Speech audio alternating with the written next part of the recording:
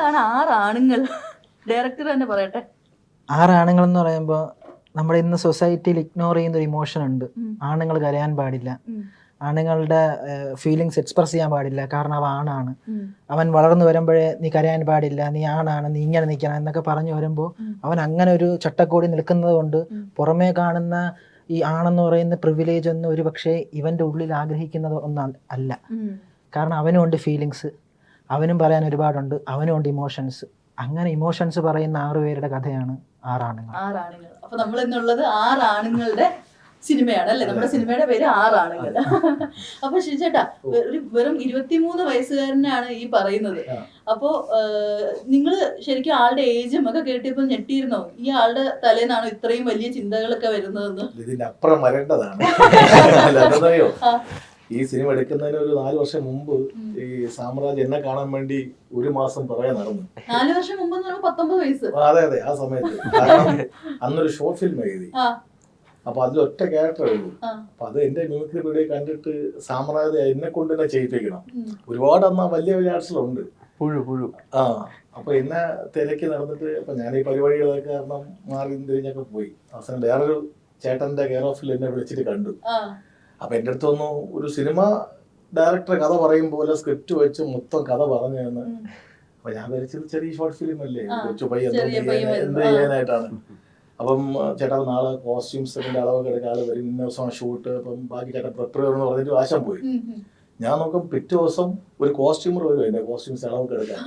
Director പറഞ്ഞിട്ട് വരികയാണ്.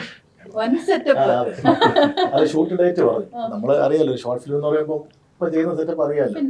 ഈ 4 വർഷം മുമ്പ് സിനിമ സെറ്റപ്പ്, ഞങ്ങൾ യൂണിറ്റ്, മറ്റേ ഹെലിക്യാമും ഒരു വലിയ ബംഗ്ലാവും, കോസ്റ്റ്യൂംസ്, മേക്കപ്പ്, ആർട്ട്, എല്ലാം ഫുൾ സെറ്റപ്പ്. ഒരു 10 മിനിറ്റ് ഉള്ള ഷോർട്ട് ഫിലിമിന് അന്നേ അത്രയും വേർഡായിട്ട് ചിന്തിച്ച് ചെയ്ത ഒരാളാണ്. അപ്പോ അതിന്റെ അപ്പുറം പിന്നീട് ചെയ്യുമെന്ന് എനിക്ക് അറിയാം. സാമ്രാജ് ഇപ്പം ശരിക്കും 18 ആവാൻ കാത്തിരിക്കായിരുന്നു സിനിമ എടുക്കാനായിട്ട്. നമ്മള് ഒരുമിച്ചാണ് പഠിച്ചത്. സ്കൂൾ ടൈം മുതലേ നമ്മുടെ മെയിൻ ഡ്രീം ഇത് തന്നെയാണ്.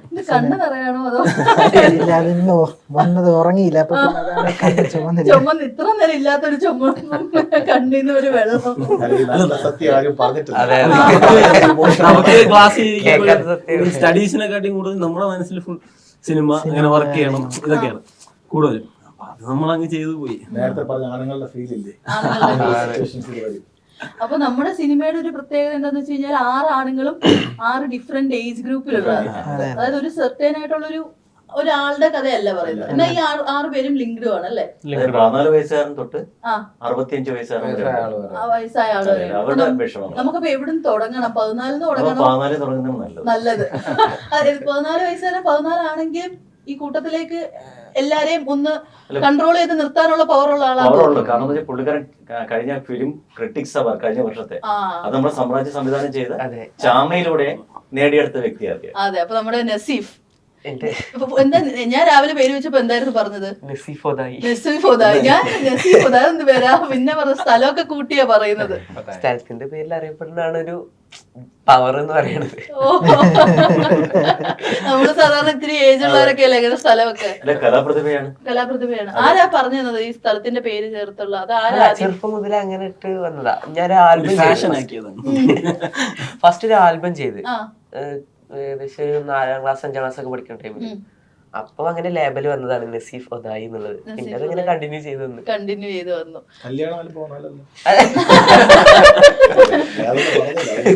അല്ലല്ല, സാധാ ഒരു മ്യൂസിക് ആൽബം. അപ്പൊ എങ്ങനെയാണ് നമ്മുടെ സാമ്രാജ്യന്റെ അടുത്ത് എത്തിപ്പെട്ടത്? എങ്ങനെയാ? ഞാന് ചെറുപ്പം മുതൽ ഇങ്ങനെ ഷോർട്ട് ഫിലിംസ് കാര്യങ്ങളൊക്കെ ചെയ്തു വരാറുണ്ട്. അപ്പൊ എന്റെ നാട്ടിലുള്ള അബുലഹല എന്ന് പറഞ്ഞിട്ട് ഷോർട്ട് ഫിലിം ഡയറക്ടർ, ആളുടെ കൂടെയാണ് ഞാൻ ആൽബം ചെയ്തത്. അങ്ങനെ ആള് പിന്നെ പല കോണ്ടാക്ട്സിലോട്ട് എന്നെ ലീഡ് ചെയ്തു. അങ്ങനെ കോണ്ടാക്ട്സ് കിട്ടി അവസാനം അവരുടെ എത്തി. അത് ബെസ്റ്റ് ടീമായിട്ട് മാറി. അങ്ങനെ എത്തിപ്പെട്ടു. അപ്പം നമ്മുടെ ചാമയിലും ചെയ്തപ്പോ രണ്ടാമത് വീണ്ടും വിളിക്കണമെങ്കിൽ എന്തായിരുന്നു ഇവനെ കണ്ട ഏറ്റവും ബെസ്റ്റ് പോയിന്റ് എന്താ? ഇവൻ പെട്ടെന്ന് ക്യാപ്ചർ ചെയ്യും. നമ്മൾ പറഞ്ഞു കൊടുക്കുന്നത് പണി കുറച്ചെടുത്താൽ മതി.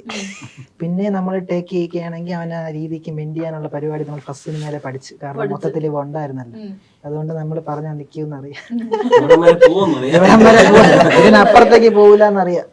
എല്ലായിടത്തും ഉമ്മച്ചിയായിട്ടാ പോകുന്നത് അല്ലേ? ഉപ്പച്ചി അധികം ഇവിടെ ഉണ്ടാവാറില്ല. ഉണ്ടാവാറില്ല. അപ്പൊ അങ്ങനെ അപ്പൊ ചാമയില് കുറെ ഓട്ടിച്ച് കുറെ പണിപ്പെട്ട് അപ്പൊ പിന്നെ അങ്ങനെ ഒരു പ്രാക്ടീസ് ഉള്ള ഒരാൾ എടുക്കുമ്പോ നമ്മളെ ടീമിലോട്ട് പെട്ടെന്ന് സിങ്കം. ഡയറക്റ്റ് ഇങ്ങനെ ഒരു ക്യാരക്ടർ മനസ്സിൽ വിചാരിച്ചപ്പോ തന്നെ ഇവൻ തന്നെയാണ് ആദ്യമേ ഫിക്സ് ചെയ്ത് ഇവനെയാണ്. അപ്പൊ അത് കഴിഞ്ഞിട്ട് അപ്പൊ നമ്മുടെ നെക്സ്റ്റ് നമ്മുടെ ടീനേജുകാരൻ അതെ ആദിൽ. അപ്പൊ പറയാ ആദിൽ എങ്ങനെയാണ്? അതിന്റെ ഫസ്റ്റ് മൂവിയാണ് ദിലു. ഓക്കെ. അപ്പൊ ദിലുവിന്റെ ഫസ്റ്റ് സിനിമയാണ്. ഫസ്റ്റ് സിനിമയാണ്.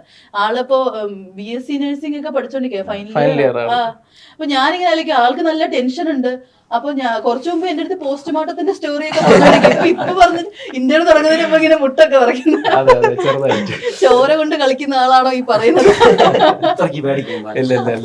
പറ, എന്തായിരുന്നു നമ്മുടെ മൂവിയിലോട്ട് എങ്ങനെ എത്തിപ്പെട്ടത്? എന്റെ അമ്മയുടെ കൂടെയാണ് ഇതിന്റെ റൈറ്റർ എസ് കുമാർ ചേട്ടൻ വർക്ക് ചെയ്യണത്. അപ്പം പണ്ടേ പറഞ്ഞു വെച്ചിട്ടുണ്ടായിരുന്നു എനിക്കിങ്ങനെ ആഗ്രഹമൊക്കെ ഉള്ളപ്പം അമ്മയും അച്ഛനും അതിന് നല്ല സപ്പോർട്ടീവാണ്. അപ്പൊ അവര് പറഞ്ഞു വെച്ചിട്ടുണ്ട്, എടാ സുരേഷേ നിന്റെ സിനിമയിൽ മോനൊരു ചാൻസ് വല്ലതും കൊടുക്കണേ. അങ്ങനെ പറഞ്ഞു വെച്ചിട്ടുണ്ടായിരുന്നു. ഇടയ്ക്ക് ഒരു ദിവസം കണ്ടപ്പോ ഈ സിനിമയുടെ കഥയൊക്കെ എഴുതിക്കൊണ്ടിരിക്കുന്ന സമയമായിരുന്നു. പറഞ്ഞു നിനക്കൊരു വേഷം ഉണ്ടെന്ന് തോന്നണ്, നീ എന്തായിരുന്നാലും മുടി വെട്ടല് വളർത്തണം, ആവശ്യമുണ്ട്. അത് ഇടയ്ക്ക് വെച്ച് അത് പിന്നെ സംസാരിക്കും. അത് പിന്നെ ഇടയ്ക്ക് എന്റെ ചിലപ്പോ അതെ. അങ്ങനെ ചേട്ടൻ വഴി സമ്രാജ് ചേട്ടനെ മീറ്റ് ചെയ്ത് അങ്ങനെ ഇവര് വിശ്വസിച്ച് തന്നു. എന്നാലും ഇവർക്കൊരു ഡൗട്ടായിരുന്നു. എൻ്റെ അടുത്ത് ചോദിച്ചു, എടേ നീ അഭിനയിക്കോ, നിന്നെ പിടിച്ച് ഇടുന്നുണ്ട്.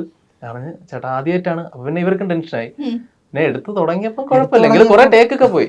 ഇവര് കുറെ ഏറ്റവും ടേക്ക് പോയെന്ന് പറഞ്ഞത് ഒരു പെൺകുട്ടി ഒരു ലവറുണ്ട്, ലവറിനെ കെട്ടിപ്പിടിച്ച് നിൽക്കുന്ന സീനുണ്ട്. അത് കട്ട് പറഞ്ഞിട്ടും പക്ഷെ അത് എടുത്തിട്ടും മതിയാകുന്നില്ല. ഇവർക്കായിരുന്നു ആഗ്രഹം കൂടുതൽ. എന്റെ അച്ഛനും അമ്മയും എപ്പോഴും ഷൂട്ടിന് അവരെപ്പോഴും കൂടെ ഉണ്ട്. നസീഫിന്റെ അത് അഭിനയമല്ലേ. സാധാരണ ഒരു സീൻ എടുക്കാൻ വരുമ്പോഴത്തേക്കും ക്യാമറാമാൻ കാണും, ഡയറക്ടർ, റൈറ്റർ, വേറെ ആരും കാണൂല. ഈ സീൻ വന്നപ്പോഴത്തേക്കും അവിടെ മോഡൽ സ്കൂളിന്റെ ക്ലാസ്സിലായിരുന്നു. ആ ബെഞ്ചില് ഫുൾ ക്രൂ അതിന്റെ അകത്തുണ്ട്. അവർക്ക് ഇത് കാണാൻ വേണ്ടിട്ടാണ്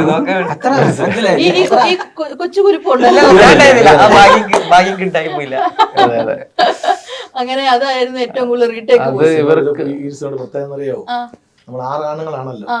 ഈ 6 ആണുങ്ങളും പരസ്പരം ഒരുമിച്ച് കാണുന്നത് ഇതിന്റെ പ്രവീഷയോടെ ഒന്നാണ്. 6 പേരും കൂടെ ഒന്നിച്ച് ഇതുവരെ മീറ്റ് ചെയ്തിട്ടില്ല. മീറ്റ് ചെയ്തിട്ടുണ്ട്. പക്ഷെ